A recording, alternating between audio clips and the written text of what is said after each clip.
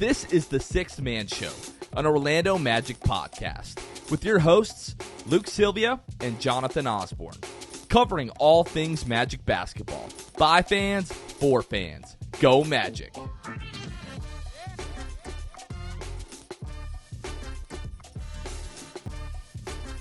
What's going on, Orlando Magic fans? You guys are back with the Sixth Man Show. Today is April 9th, 2023.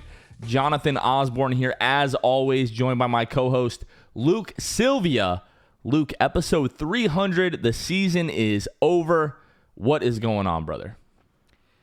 It's over. I can't believe that it's over. It's a conversation that we've had so many times, and it's here. And it really didn't hit me until I watched your recap video that you posted to our socials, talking about it being the final game of the season. We're now looking ahead, all that sort of stuff, man. I'm excited that we're able to have people watching for this episode. For those of you that remember, the show used to stream all of our episodes even on Twitch, and it's been a long time. So as the intro was going, I had a little bit of jitters. I can't lie to you. It was going. I love the intro, by the way. Shout out producer Kevin for the intro with the 300 episode and everything like that, man. I'm excited to be able to kind of share this with a lot of you guys here on YouTube. Yeah, a little bit of the butterflies before the live broadcast. If you're listening to this after April 9th, obviously, we're recording this 8:30 Sunday night. The Magic lost to the Miami Heat earlier today, and we're recording kind of this recap. We're going to talk about the entire season. We'll talk a little bit about the last three games, although they weren't very consequential other than the result in the Magic kind of trying to preserve the lottery odds, which we'll talk more about that. But yeah, Kevin did a fantastic job with that intro. Jitters were there a little bit, but I'm just kind of going through, like, reminiscing, like these different thumbnails are coming up. I'm like, oh, I remember that episode. Like, remember when we had, Pierre on and, our buddies from Court Cousins, and just kind of going through all of those definitely brings back the nostalgia a little bit. Yeah, no doubt. All right, folks. So really quickly, before we get into kind of the meat and potatoes, so to speak, of the broadcast here, want to just remind you guys really quickly that coming up on May 16th, so just about 5 weeks from now, is going to be the NBA Draft Lottery Watch Party. For those of you that were following the show or following us on social media last year, you will remember we had the huge Draft Lottery Watch Party over at Harry Buffalo, which is right down the street from Amway.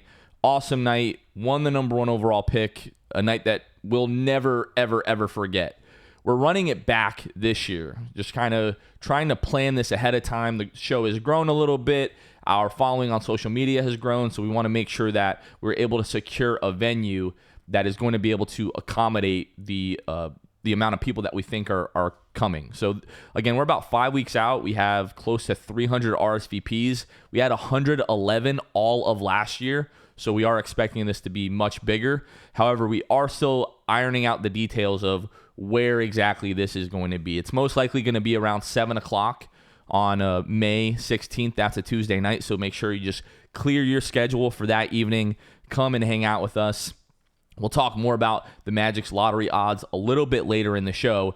Also, if you're watching on YouTube, make sure that you're typing any questions that you have that you want us to highlight and discuss in the chat. Producer Kevin is going to be joining us later in the show to go through that Q&A with us and just answer your questions. So if you have questions, you want us to talk about something specific, go ahead and drop that in the chat. And hey, before we even started the broadcast, we got a dislike on YouTube. I don't know how that's possible other than it being some type of personal vendetta. So if you're watching this, go ahead and smash that like button for us, because some hater out there is disliking an episode that hasn't even happened yet somehow. So, Losers. Yeah, big fat L's. If you guys were not following us last offseason, if you're new to the show, if you're new to following us on social media, the content is not going to stop now that the regular season is over. That's not how we roll. We're still going to be going twice a week throughout the offseason. New episodes on Mondays, new episodes through Thursdays. We're going to briefly talk about some of these guys here, Magic players, as we recap just kind of the big picture of the season. But we're going to have in-depth player grades. Obviously, we'll go ahead and evaluate Jamal Mosley, second year as the Orlando Magic head coach. As we get closer to the draft lottery, we're going to continue to talk about draft lottery odds. Once the draft lottery is done and we have an idea of where the Magic are going to be picking, then we're going to deep dive into, prospects. Who might the Magic take? Who we think the Magic should take? Who we want the Magic to take? After the draft, we're going to get right into the Summer League. Whoever the Magic drafted or whatever they did with the draft picks, we'll talk about all of that. We'll have guests during the offseason. We try to kind of pack as many good guests as we can in the offseason to continue to bring you guys good content. And that's going to carry us right through the offseason into preseason. And then 6 months from now, we're going to say, wow, the season is starting already. So if you're not following us on YouTube, go ahead and hit that subscribe button. If you're not following us on social media, you can find us on Facebook, Instagram, Twitter, at Six Man Show. So make sure that you're following us for not only content, but also Magic news. We always retweet that and tweet that stuff when it happens. So be sure to do that. Luke, 300th episode. I don't want to harp on this too much, but I've been doing this now a little bit over 4 years. It sounds really crazy when I put it in that context, but 300 episodes, man, what do you think? I mean, it's nuts. Like, I was thinking about it earlier, too, as we were obviously gearing up for the live show tonight and the episode people will hear on Monday. But, yeah, it was 3 years ago for me. It was kind of like right when the pandemic started. I got on board, and it's crazy that it's already been 3 years. So appreciate you guys rocking with us for all of this time. We've continued to grow as a show. We put out 50 episodes from the beginning of the season to now.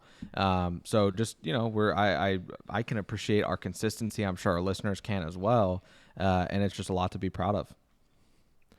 Shout out to TH962. Luke, can you have my kids? I love the Magic.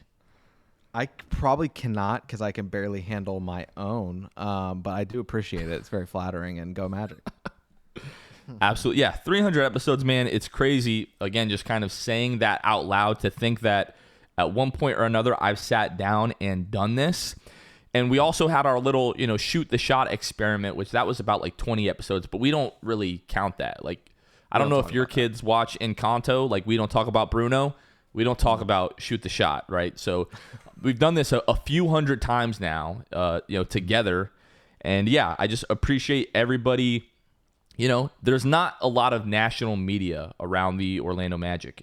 That will continue to change and evolve over the next couple of seasons as the team improves. But I'm happy to say, like, we've been here since the team has sucked. We can't, be accused of being like bandwagoners or anything like that. Like we've seen the rough days, and it'll make the good times that much sweeter. But just, from the bottom of my heart, really appreciate everybody following the show this season. And if you've been a day one listener, kind of riding with us all this time, it's a lot of fun, but we still really, truly believe this is only the beginning. So please just stay tuned. All right, Luke, let's do this how we normally do it. Let's get into the state of the Magic. The Magic went 0-4 this week, which brings them to a final record of 34-48 on the season. They end with the 6th worst record in the league. They finished 13th in the Eastern Conference, and everyone knows they have been eliminated from the postseason. On the year, the Magic had an offensive rating of 111.3. If you're not familiar with these ratings, essentially what that means is per 100 possessions, the Magic scored 111.3. Their defensive rating will be per 100 possessions, how many points did the Magic give up to their opponent? So the offensive rating was 111.3, which was good for 26th in the league. They had a defensive rating of 113.7, which was good for 18th in the league.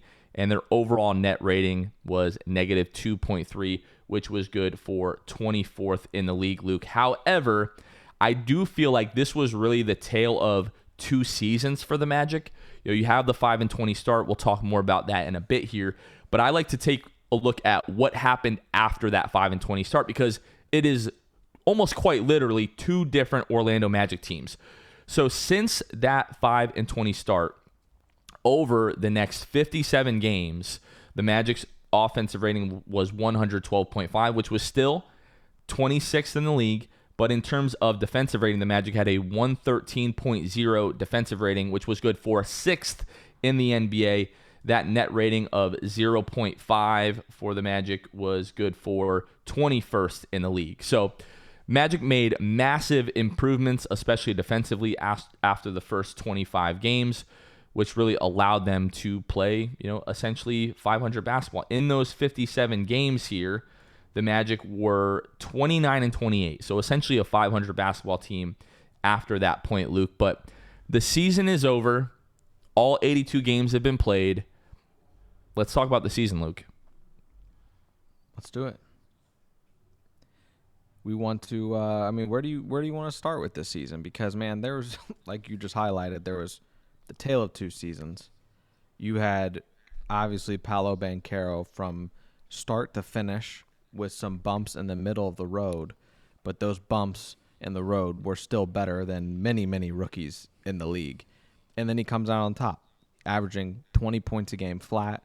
Just over the moon about Paolo Banchero, obviously. He is always going to be the highlight of the 22-23 season. And so I think that you can't talk about this Magic team in the season without Paolo Banchero. And, man, you set yourself up for a really bright future.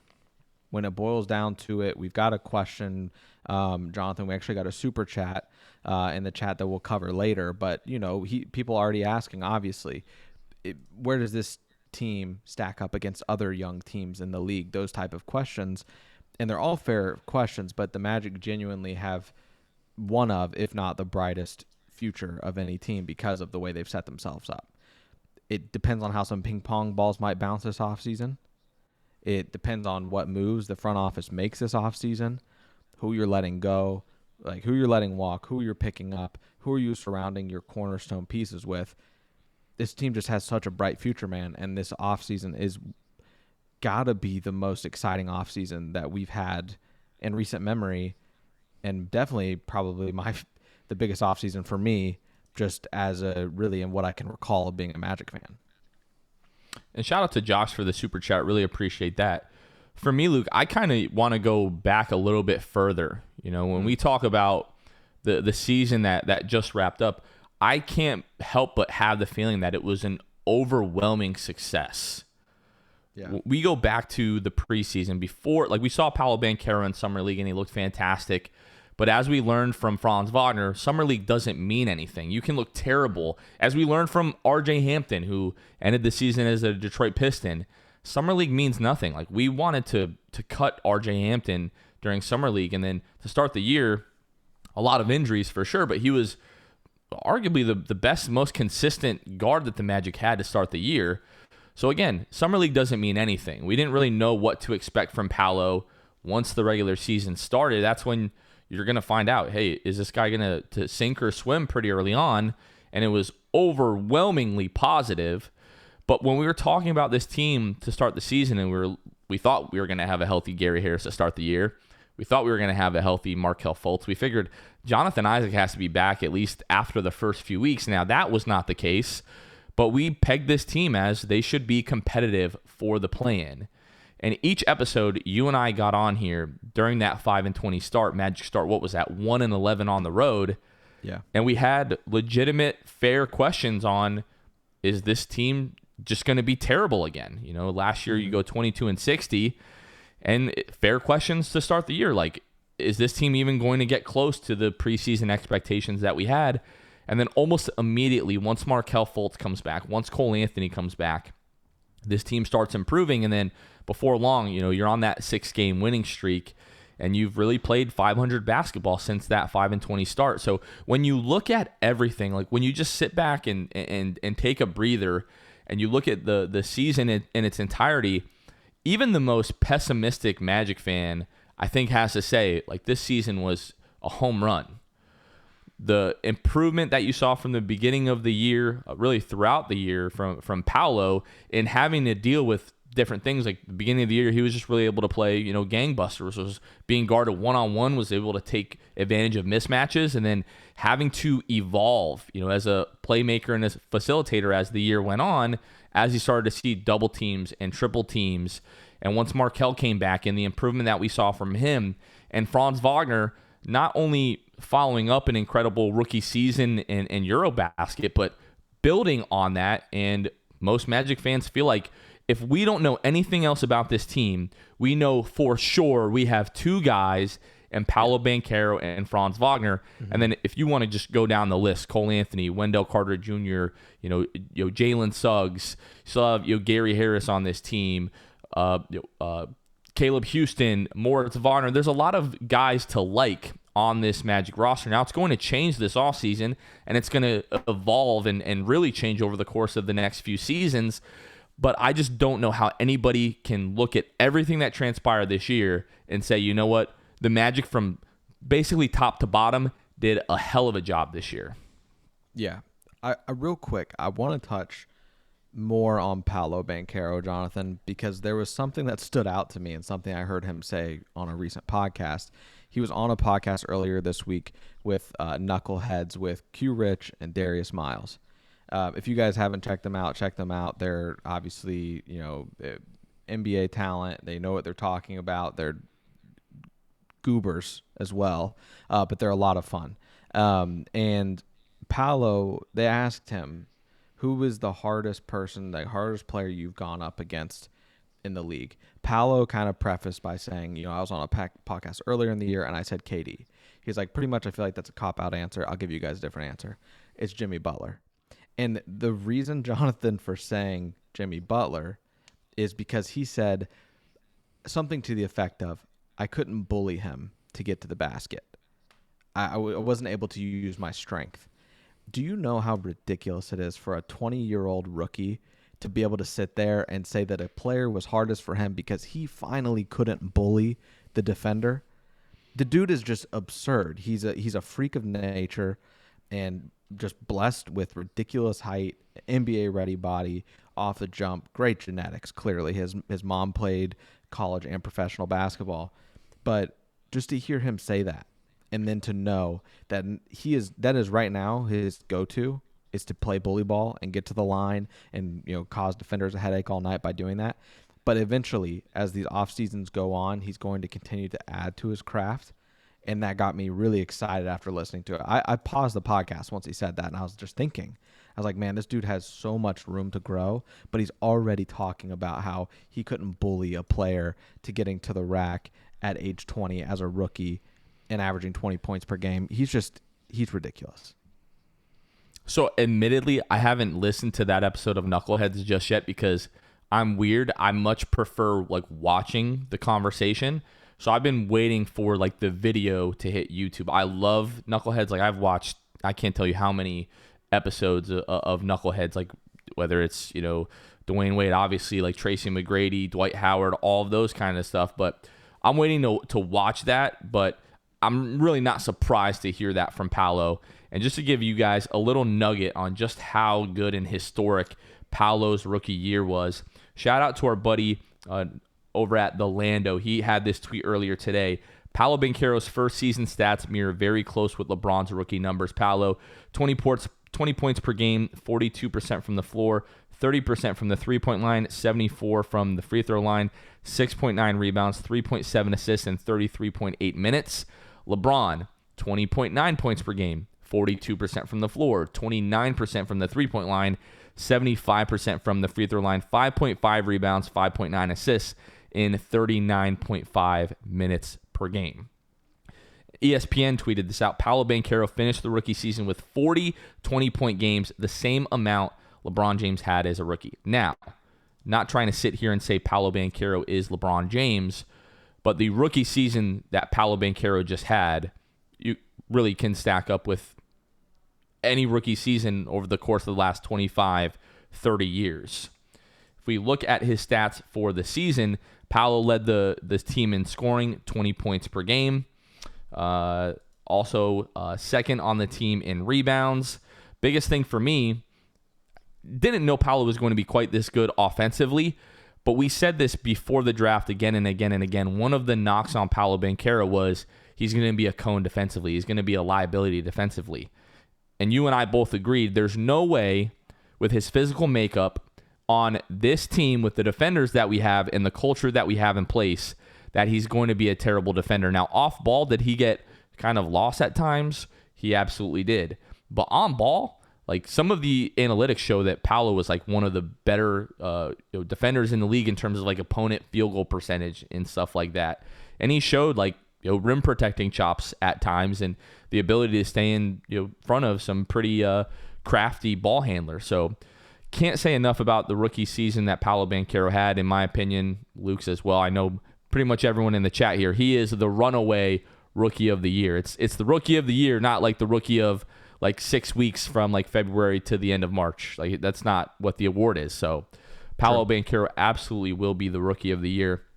Another guy, we touched on this, but Franz Wagner just followed up an incredible rookie season with an even better sophomore season. 18.7 points per game for Franz, shooting 48% from the floor, 36% from the three-point line, 83.9% from the free throw line, added 4.1 rebounds, 3.5 assists, and almost a steal per game. Big stretches during the beginning of the year, Paolo Banchero and Franz Wagner were the point guards of this team. Were really the only playmakers and facilitators that we had. And sure, I think that largely contributed to the 5-20 start, the fact that you didn't have a real functional starting point guard during that time. But for their development, not only for the course of this season, but into the future, I think we're going to look back on that and be like, that time was incredibly successful. Yeah. And when you think about Franz Wagner as well, you have to think about, because it would probably be easy to just compare his sophomore season to his rookie season and be like, yeah, he made a good improvement. Based on what I saw last season, I'm not shocked, but, he made a good improvement, and you can move on from that dialogue from there. But what you really need to reflect on is take yourself back to when Franz Wagner was the 8th pick in the draft. What did you think about Franz Wagner? And I think unequivocally you can say the thought around Franz Wagner was he's going to make everyone around him better. And he's going to do things he does a lot of things good, but nothing great. Nothing elite. Now, up to this point, man, Franz Wagner, off ball, great. Franz Wagner, ball in his hands, great. Defender, he hangs with everybody. He is just fine. So you think back to what you thought Franz Wagner was going to be compared to what he did this season. If you would have shown us Franz Wagner sophomore year stats this season, and we knew nothing else about him playing in a Magic uniform, you just showed us the stats 2 years, fast forward, whatever, I think you would be very surprised, and your knee-jerk reaction might be, he's got to be the number one option putting up these numbers.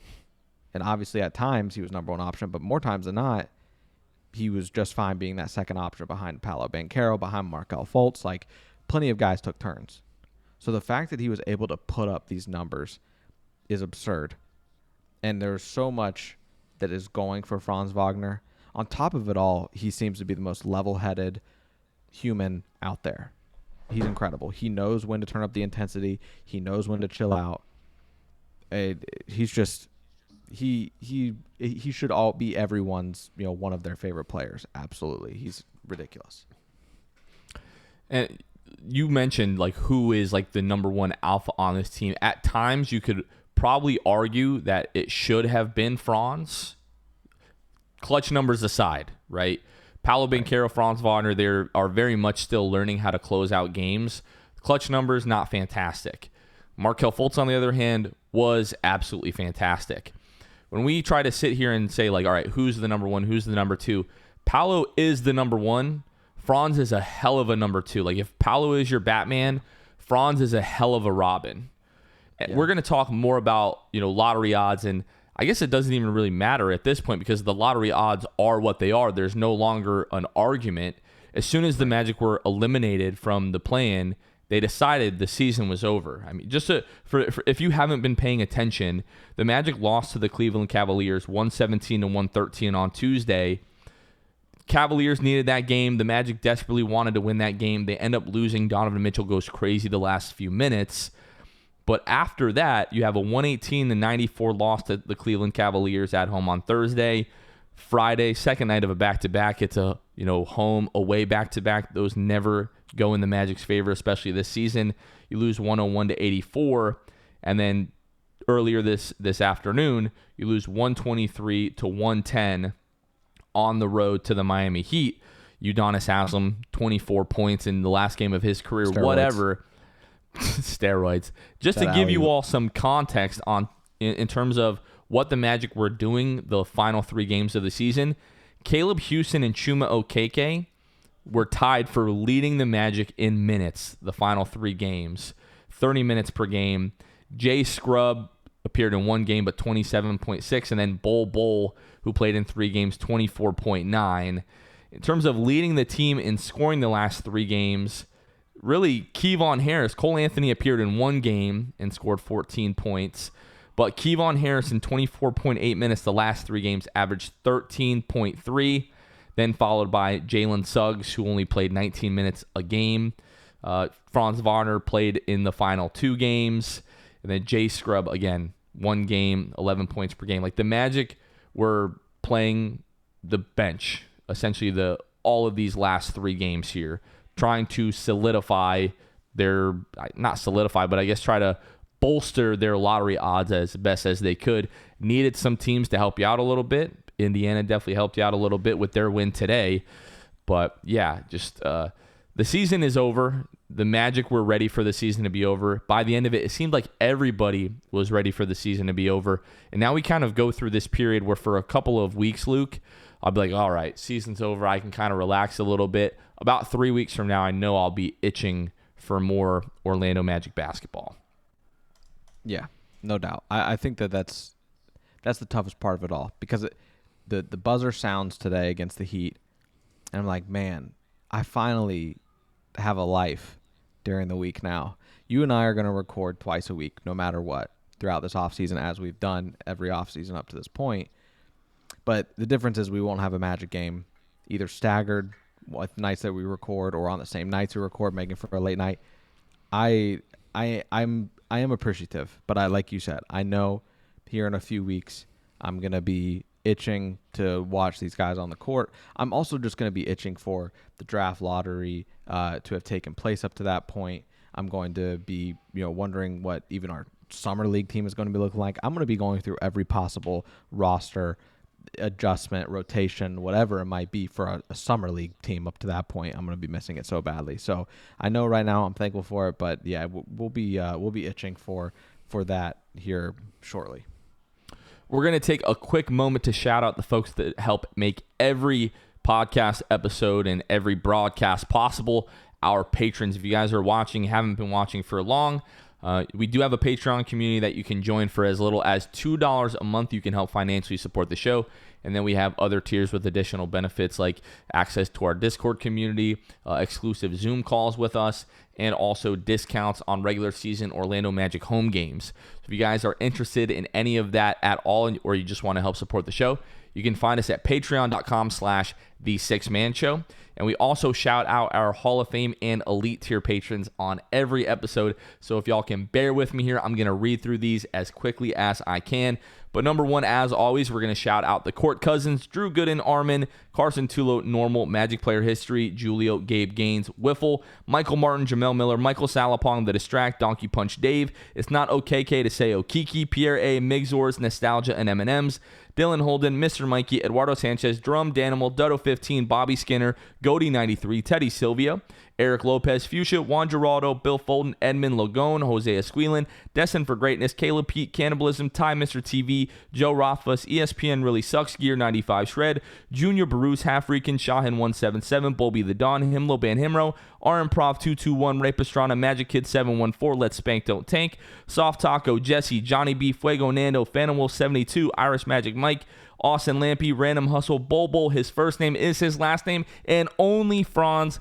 Thanks to all of our patrons. You can find us at patreon.com/the6manshow. I need Jonathan, a quick sip real of water quick, here.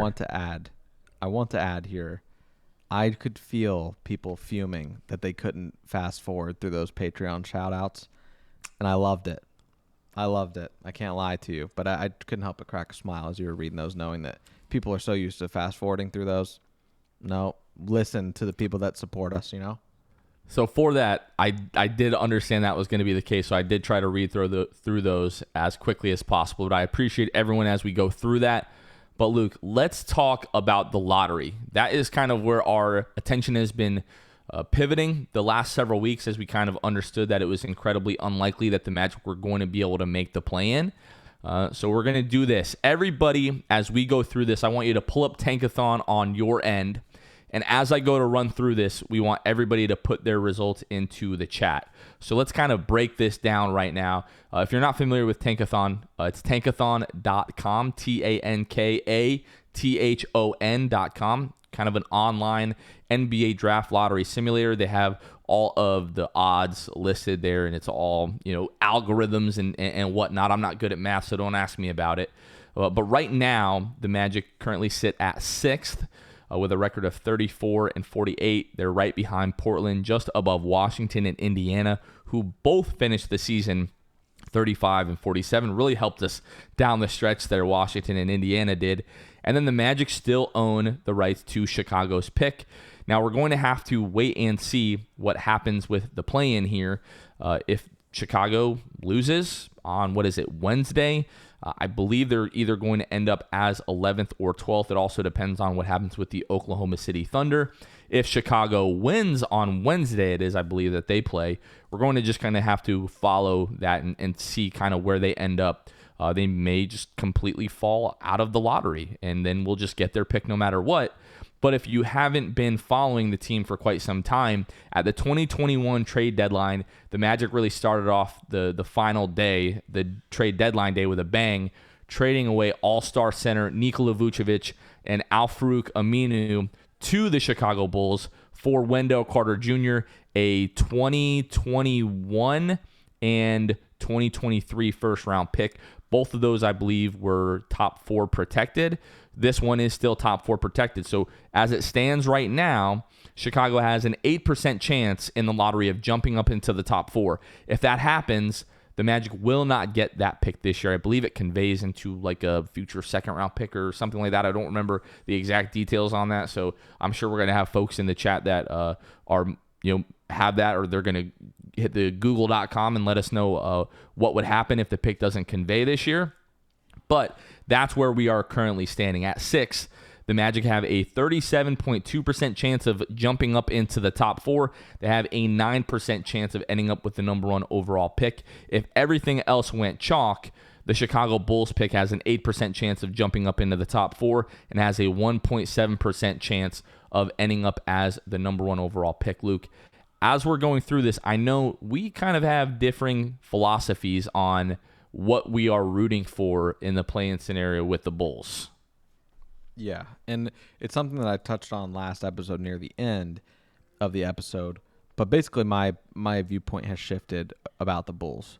At the end of the day, it's not a huge thing, but it could be all the difference. And what I mean by that is I am actually going to be rooting for the Bulls to make it past the play-in. I want them playing in the first round of the playoffs so that they drop out of the lottery and we get their pick no matter what. On lottery night, we only have to worry about where ours lands, not where Chicago's lands. So like you said, with Chicago right now, they're at that about 12 mark. I'm cool if they fall out of the lottery and they are anywhere from 15, 16, something like that, and we just get that pick, no questions asked. I don't mind. I don't know what Jeff and John have planned for those picks. You got to move around young talent this offseason one way or another. I don't know if that looks like trading your picks. I don't know if it looks like packaging a couple of young players or moving off them to create more room for young guys that are going to need minutes that you pick up in the draft. I don't know, but that Chicago pick, I'm going to be, like I said, rooting for them to make it to the postseason, but losing the first round. That's a very important part. So I just pulled up Real GM where you can see like future picks and kind of who owns the pick. So I have some more information for us here. So Chicago's first round pick to Orlando is protected for selections 1 through 4 in 2023. If it does not convey, then it would be protected 1 through 3 next year. If Chicago has not conveyed a first round pick to Orlando by 2024, Chicago will instead convey its 2026 second round pick and 2026 second round pick and 2027 second round pick to Orlando. So if it doesn't convey this year, then it becomes 1 through 3 protected next season. I don't want any part of that. I understand where you're coming from, though. You just want to make sure, lock it in. We're getting the first round pick no matter what. Looking at the odds, I know you're a gambling man. I'm a little bit of a gambling man. 8% chance that it ends up in the top 4. That means a 92% chance that it ends up with the Magic. We're trying to build this team as best we can moving forward.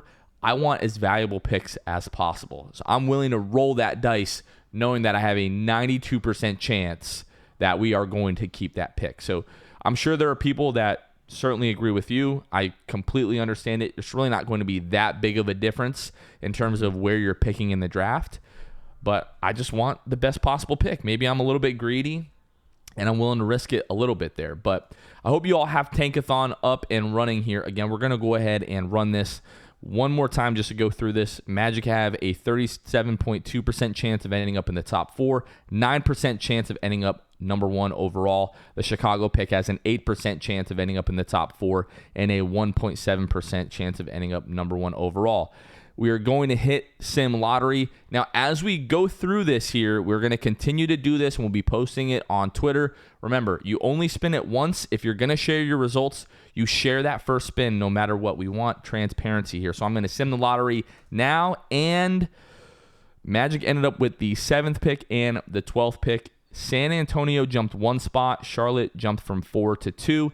Dallas jumped 7 spots up into the top 3. They would love nothing more than that, as now the rumors are swirling around Luka Doncic and the possibility that if he's not happy, he may request a trade in the summer of 2024.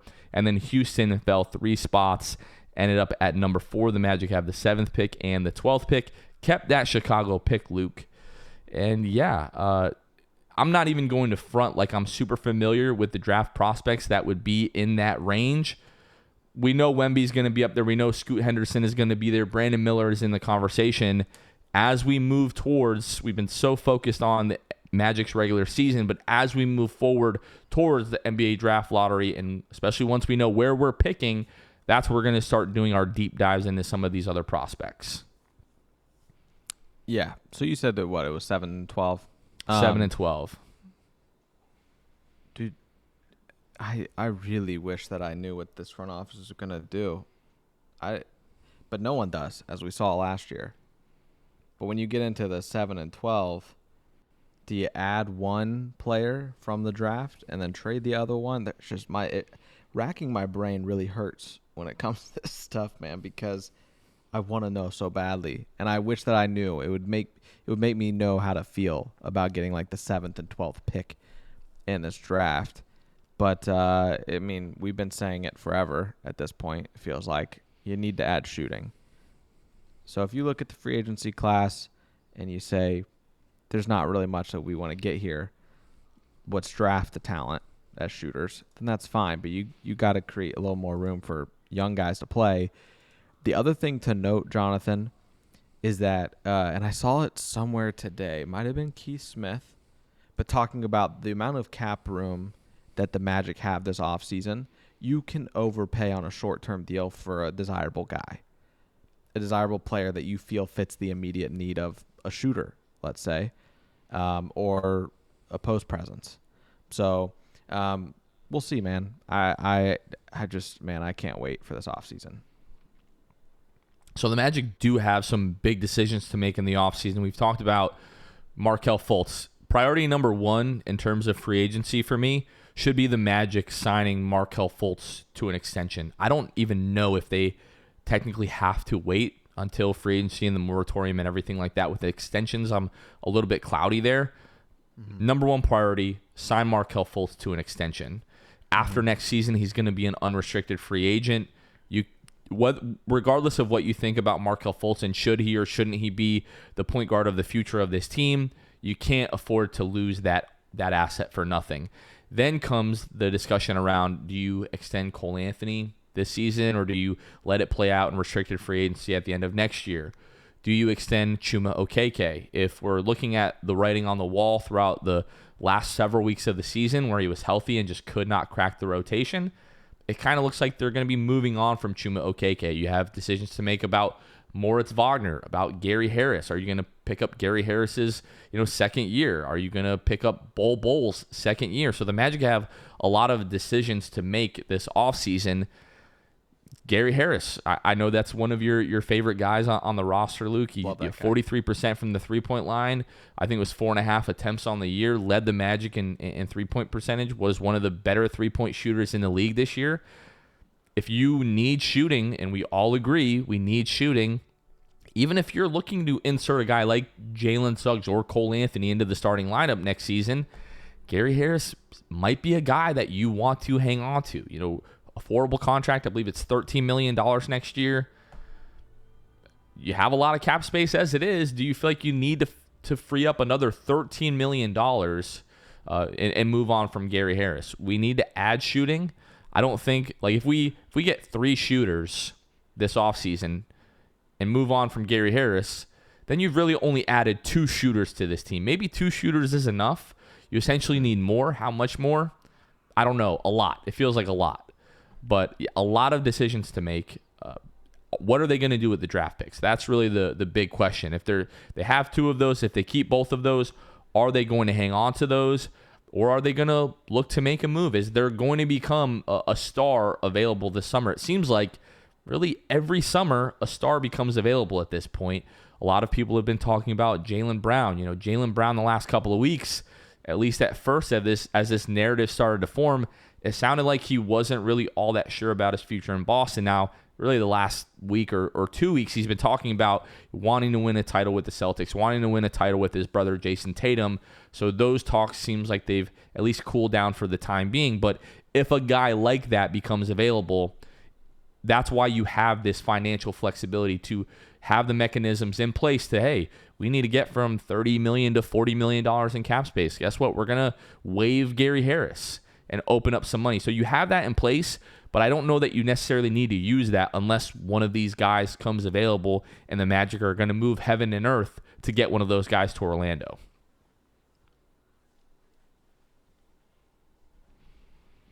All right, that's enough talk about the NBA draft lottery. The thing with Jeff and John is that we're really not going to know a ton until it happens. Going to be exit interviews tomorrow. Make sure that you're watching social media for those. But Jeff and John, as we saw it play out in last year's draft, they're not going to show their cards. They're not going to tell you what they're up to. And in doing so, they're going to keep as much leverage as possible in any types of negotiations. So we won't know until it happens. So we just kind of have to wait and be patient. I know people hate hearing that. I hate it. I do wish at times they were more transparent. But so far, through, 6 seasons now, they've done a phenomenal job. So we're going to go ahead now and bring in producer Kevin Tucker for the Q&A, and we will get into some questions. I'm going to let go of the steering wheel here. Kevin Tucker is going to take it. First off, what's up, everybody? Glad to see everyone. It's been a fun live show, chatting with you guys down in the chat. Keep those questions coming. We're going to touch on a couple different things here that I've been noticing through here. I think the first one we're going to throw up here is from our friend Michael Orlando. We haven't talked a lot about Goga tonight, so we got a short little sample size of Goga over the last couple weeks, few weeks, I guess, since we signed him from Indiana. I'd love to hear kind of your guys' thoughts on Goga, as what we've seen, and maybe, kind of is there a future for him here in Orlando, going into next season? So I'll start with this, just kind of putting his numbers out there. So in 16 appearances with the Magic this season, averaged 5.9 points per game, 5 rebounds, added 1.3 assists, shot 58% from the floor, 16% from the three-point line, and 66% from the free throw line. So Goga, efficient on those twos around the rim, good rebounder, good offensive rebounder. He has flashes where I'm like, this guy might be able to essentially maybe eventually be like a backup center for this team. But then he has other times where I'm like, maybe he's really served best as like a third center. And a team like the Magic, it seems like you kind of need to keep that third center around because Wendell Carter Jr. probably is going to miss anywhere from 12 to 15 games a year. So I like Goga. If they want to keep him around as a third center, I'm fine with that. But I do hope the Magic are looking to upgrade at the backup center position in the offseason. There's nothing more that I love than Goga take overtime, it's become one of my favorite things. Aside from like kind of compared with Bol early in the season when he would go on his crazy runs and have his highlight plays as well. That being said, I will say I share the sentiment that you do, Jonathan. Third option as a center probably seems a bit more doable. I mean, he's young. He's what? You think he's 23. So he still has some time to develop too. So maybe you keep him on the roster, just see what he becomes, give him an off season with the Magic. I don't know. I think you do keep him probably as that third option though. Awesome. Let's go to our next question. This is one of the first questions we got tonight. This is from Josh90. He said, love y'all's podcast. I just have one serious question. Who do both of you think has a better future, Orlando or OKC? No biases. First off, Josh, obviously thank you for the super chat. That means a lot. But it's a legitimate question. Two franchises that have such bright futures, and even OKC, a bright present. They're playing in the play-in this week. That'll be really exciting. But, who would you say has maybe the better future sitting right now, Orlando or Oklahoma City? Luke. I'll take it here to answer first on that one. Right now, it's hard because obviously if I'm projecting, I'm going to be looking at as far as like really as soon as the immediate. You've got two potential lottery picks. You've got the cap space. You've got yourself in a really good position if you're Orlando. Right now, I will say obviously OKC gets a leg up because they have Shea, who is incredible in his own right. Now, as far as that goes, man, you look at their options. They've got basically their top three is Shea, Giddey, and now Jalen Williams. I think Dort finds his way out of there. I do follow a little bit of OKC stuff from the Uncontested pod through Blue Wire. Seems like a lot of people get pretty frustrated with Dort. So I think that I don't think he's really going to be a young cornerstone for that team. So I think that you've got those there in OKC. With Orlando, depending on where you land in the draft, if the Magic make a miracle hop to number 1, then I'm unequivocally it's Orlando for me. It just depends where everything falls here come lottery time and what the team does as off season. I feel like just with what they've given, it'd be dumb for me to really say that it is far and away OKC, but I do think currently Shea gives the leg up, but we'll see how the lottery shakes out. Yeah, I think my answer would be like I genuinely don't know. Like if we're talking about, sure, if the Magic end up drafting Victor Wembanyama and you have Victor Wembanyama, Franz Wagner, and Paolo Banchero as your 3, like I'll put that up against any core in the league just because I like those guys, and we are biased. If you're new to the show, we are biased. We don't hide that whatsoever. We love this freaking team. If you don't like that, I don't know. Find somebody that's not, I guess. But looking at Oklahoma City, yeah, you talk about Shea, who was like legitimately like a top 10 player in the NBA this year. You have Josh Giddey. You have Jalen Williams. You have Chet Holmgren, who we haven't even seen yet. Looked fantastic in Summer League. And as we mentioned earlier, Summer League means nothing, but we all thought Chet was going to be fantastic. A lot of us were going to be completely fine if he was the number 1 overall pick last year. And, I mean, maybe he gets hurt, maybe he doesn't. Who knows? But you're going to have to kind of see how that plays out. That being said, in terms of teams who are lying in wait to pounce on the next available superstar, I don't know if you know this, but Oklahoma City has every single pick for like the next 17 years in the first round. Like they have a million first-round picks just kind of sitting in the cash. So if a team like the Boston Celtics, for example, they want to make Jaylen Brown available, is he a great fit for Oklahoma City? I don't know. But if they want to pursue a guy like that, if you want like a Rudy Gobert offer, Oklahoma City has the cash to make that happen. Like they can offer a treasure trove of picks that just no other team in the league can make. So we're looking at everything chalk right now the way that it currently is. I would have to say Oklahoma City.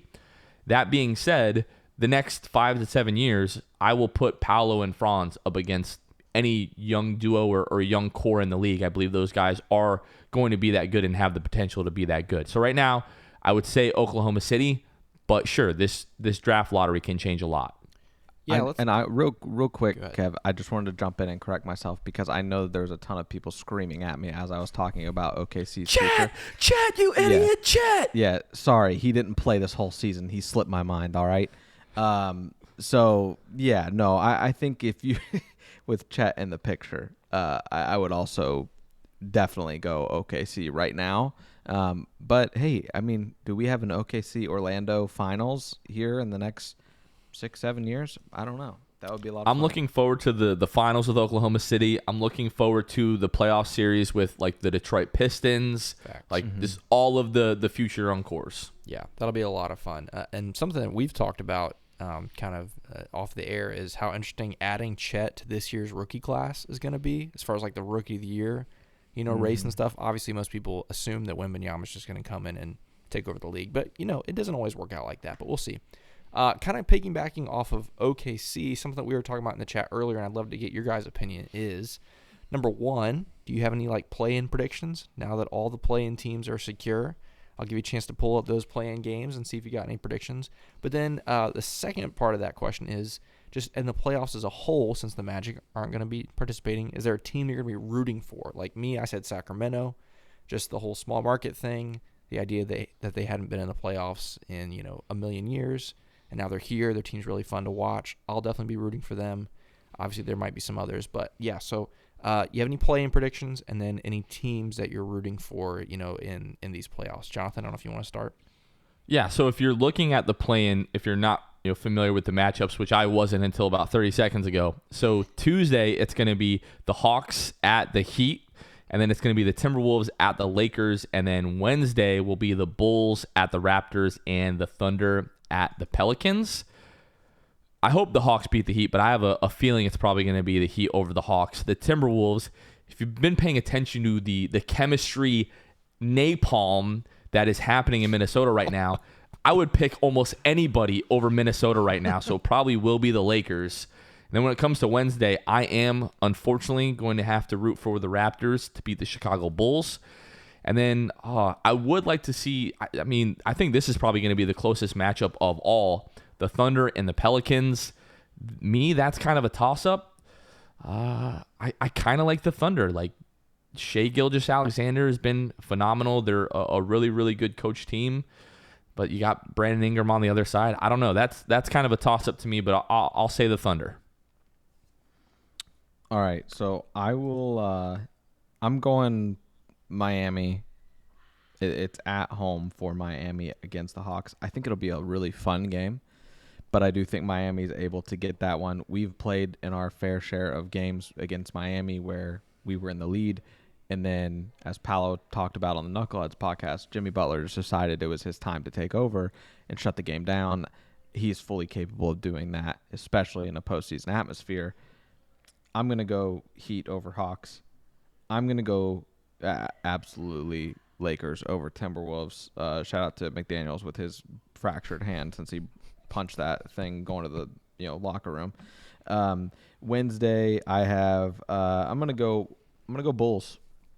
I'm gonna go Bulls for that one. In a series, it's interesting, and this is where the play-in is very interesting. In a series, I think the Raptors absolutely can take the Bulls the distance. But in this game, man, I think the Bulls just have the pieces to basically have a March Madness type atmosphere, overpower, out-talented the Raptors, and take it. Thunder, Pelicans. I'm gonna go Pelicans for that one. That's gonna be my pick for that 9 versus 10 spot there. As a Magic fan, how unfortunate is this set of play-in teams for the Eastern Conference? Literally some of our least favorites: the Heat, the Raptors, the Hawks, and then right now, obviously, we're rooting against the Bulls. For our pick's sake. They got all the losers in there. Unbelievable, man. Zero fun. I'm gonna come back to it. I'm still curious if there's a team you're rooting for, Jonathan. I'm gonna go Suns. Rooting for Terrence Ross. Terrence. Would love to see Terrence get a ring, so I'll be rooting for the Suns. Luke. Yes, I would.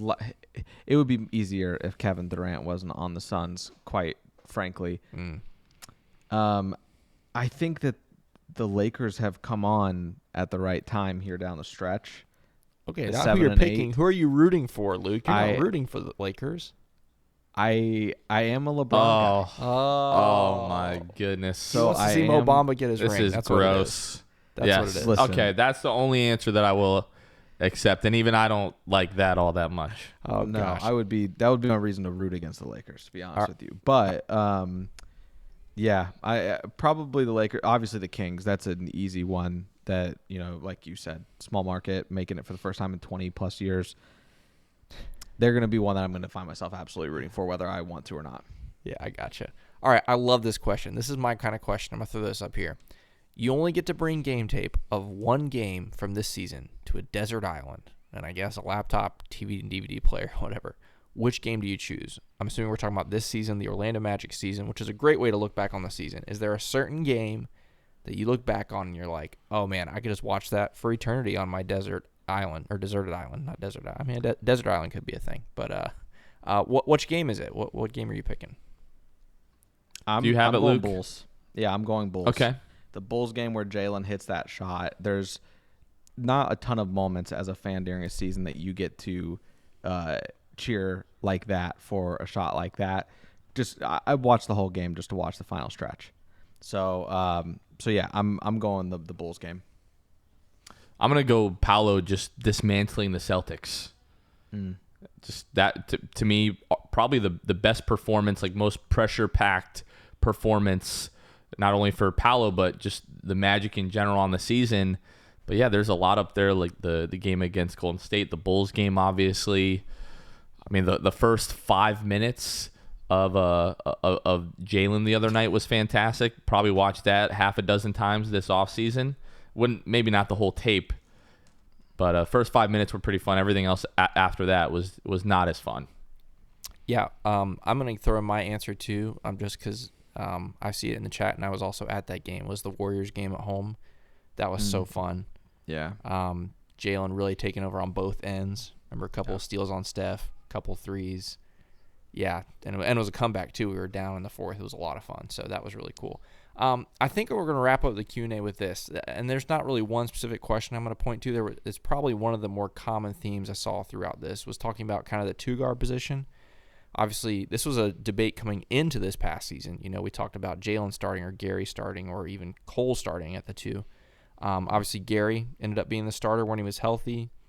Shot the ball really well, and really kind of held down that spot.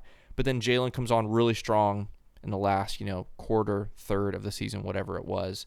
As we go into the next season, specifically as we go into the off season, are you guys leaning a certain way, like as far as that position?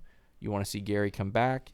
You want to see Jalen starting? Like, what are kind of as we wrap up this season, going into the off season, what's your take on the two-guard position?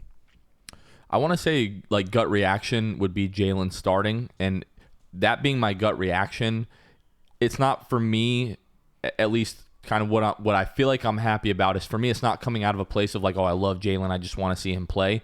I do feel like he made a good argument for himself the last quarter of the season, improving. And Gary, great defender in his own right. Jalen Suggs, as we all know, is elite on that end, and just seems to, when he's put in these like winning time situations, just finds a way to make winning plays. And when you're talking about the future of this team, do you want Gary starting long term, or really what I want is Jalen to take the job from Gary Harris? I don't want it to be given to Jalen. I want Jalen to come into training camp next season, going into next season, now that he's going to have a fully healthy offseason, fingers crossed, knock on wood here, whatever superstition that you have. If he has a healthy offseason, I want to see him come into training camp and be good enough offensively to where you can be like, all right, I can deal with that in the starting lineup. He's shooting the ball well enough to be in the starting lineup because he gives us so much defensively and just from an effort and energy standpoint. So I think really the conversation, if you're a Magic fan, should be, do you want it to be Jalen? Do you want it to be Cole? Or are you looking at the draft?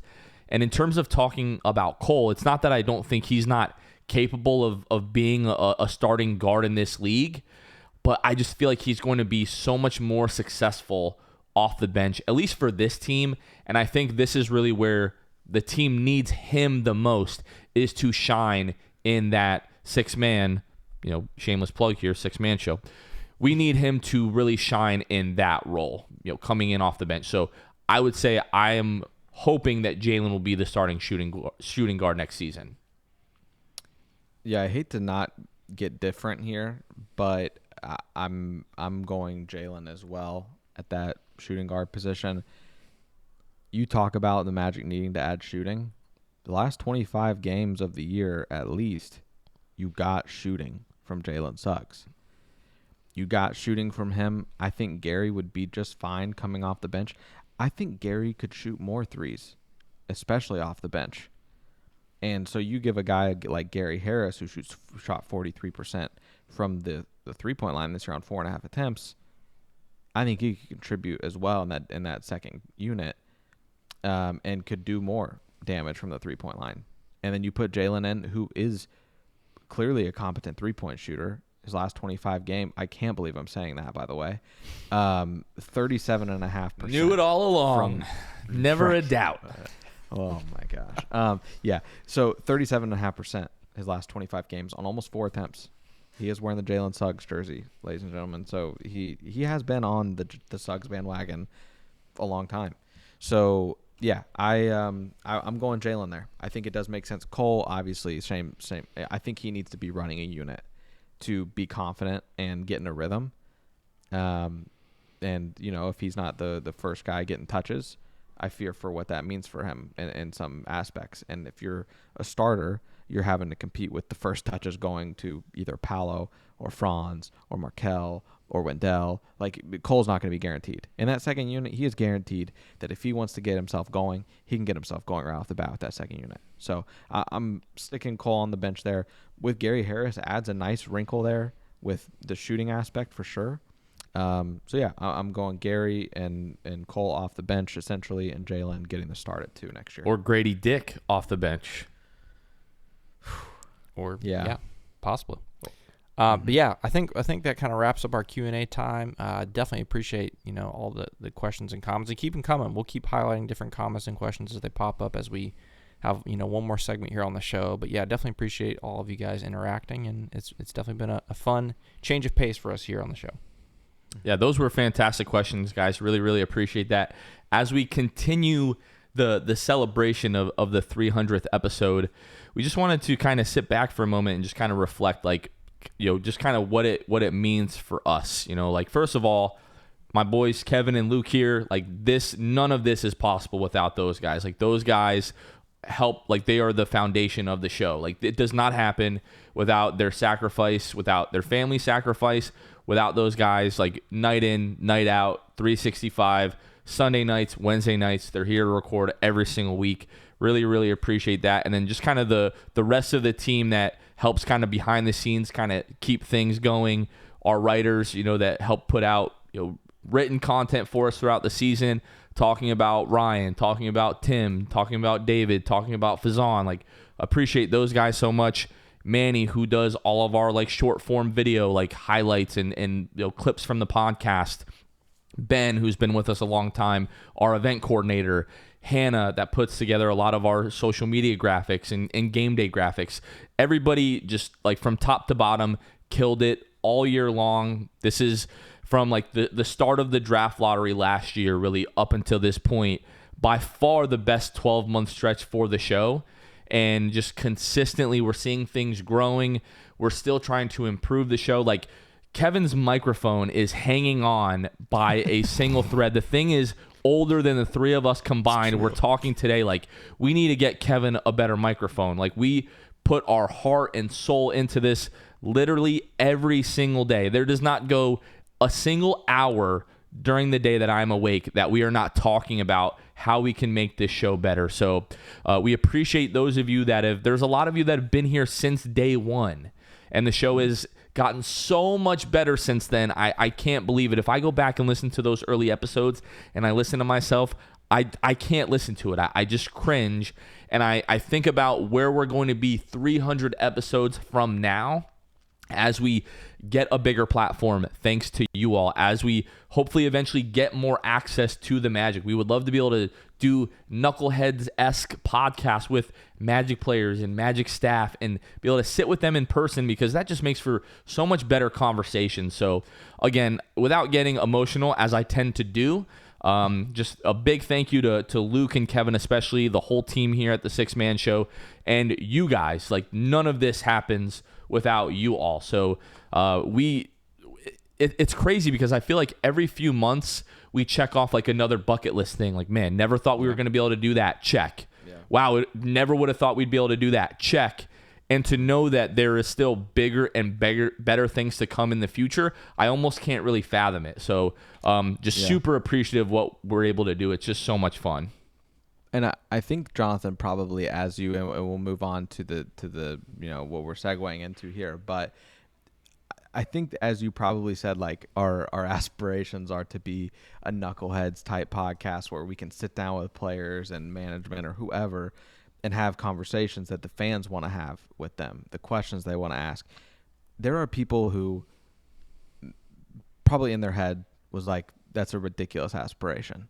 But what I would say to that, quite frankly, is if you would have told me a few years ago the opportunities that would be lined up for us because we are, have done what we've done with the show and built the brand, I would have called you nuts.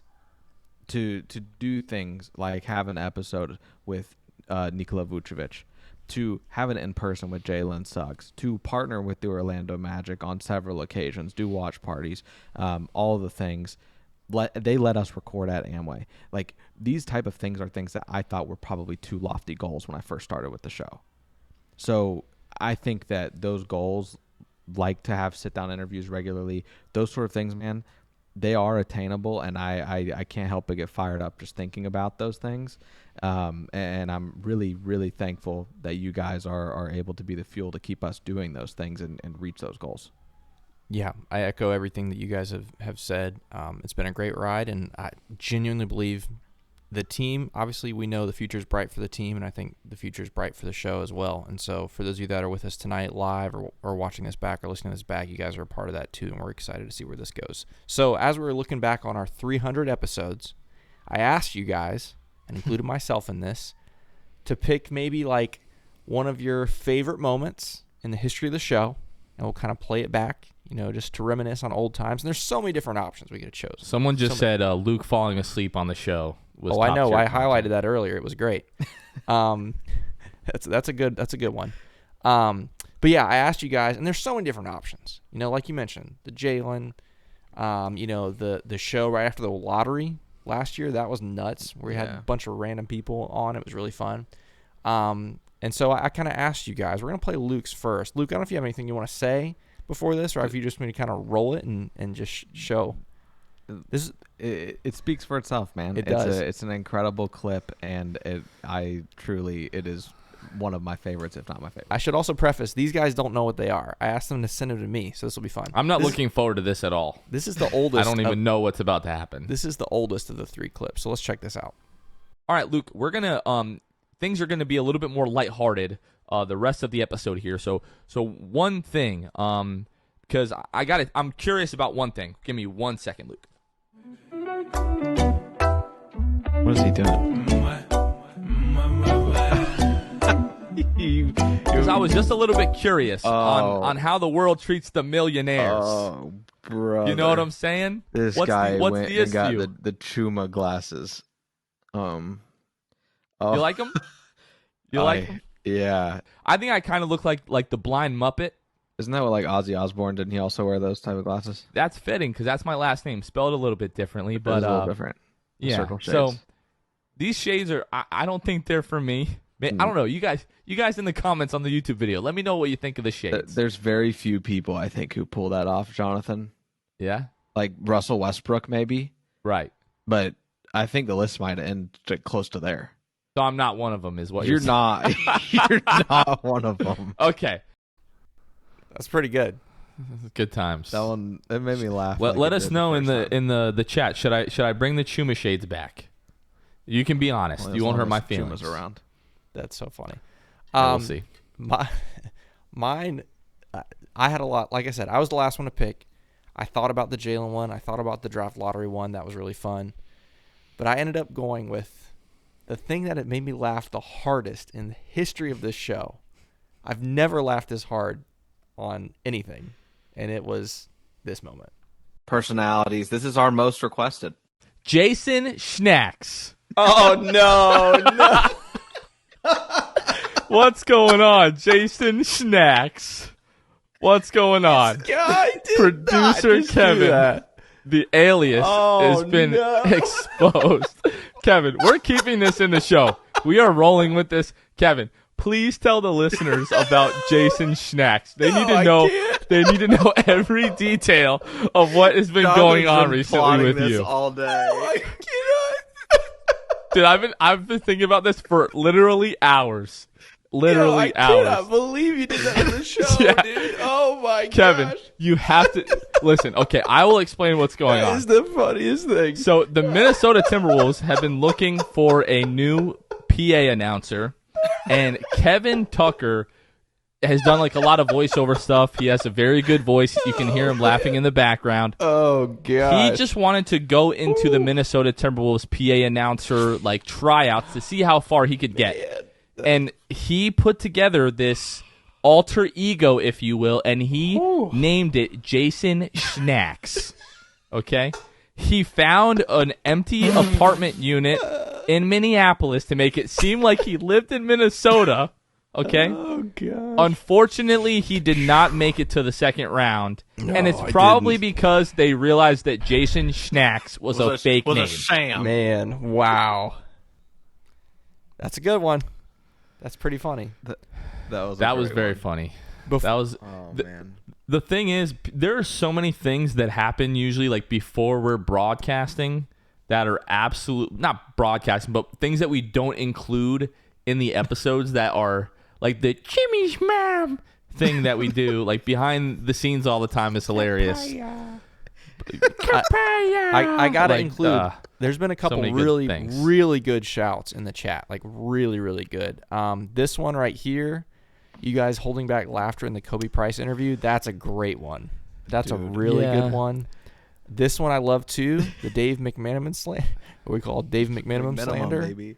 That's Yeah. a good one too. Those are really, really good. I still feel bad about the Kobe thing because I feel like he kind of caught on that we like couldn't keep it together, but we've never really told him why. So Kobe, if you're listening, we were talking about draft prospects last year, and you were like big, long, like you were talking about a prospect, and We're 5. me and Luke's like immature minds, like we made eye contact through the camera somehow, and you know when you look at your boy when like your parents are being serious and you can't help but laugh.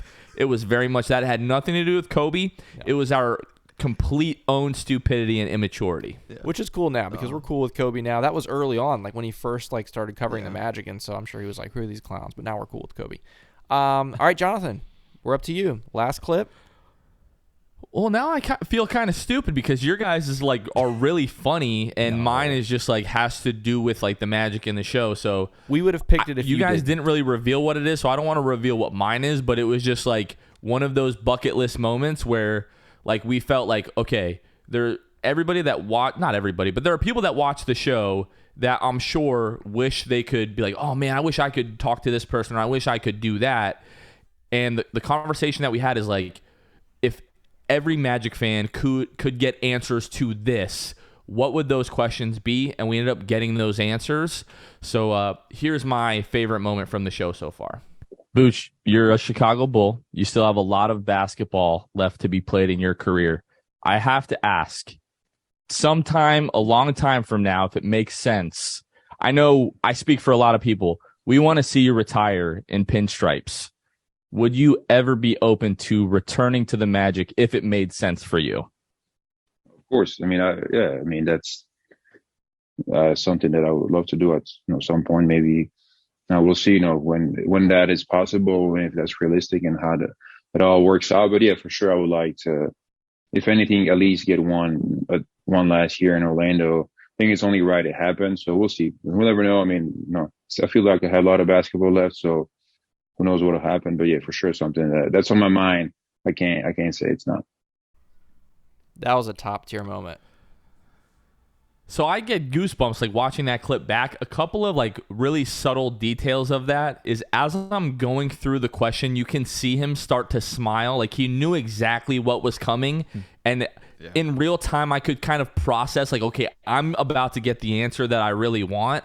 And then you see me and Luke kind of waiting with like bated breath.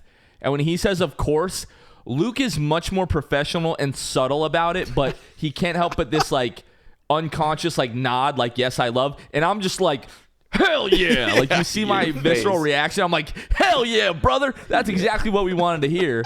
And yeah, it's just like I'm getting chills thinking about that, because it was just like I knew in the moment what that was going to mean for the show, and we shared that clip, and it like ended up on Sports Illustrated and like Hoops Hype and Yahoo, and like it was shared by like Chicago media and everything like that. It was just a super cool moment and exactly what I wanted to hear from one of my favorite players ever. So it was, yeah, just all-time moment.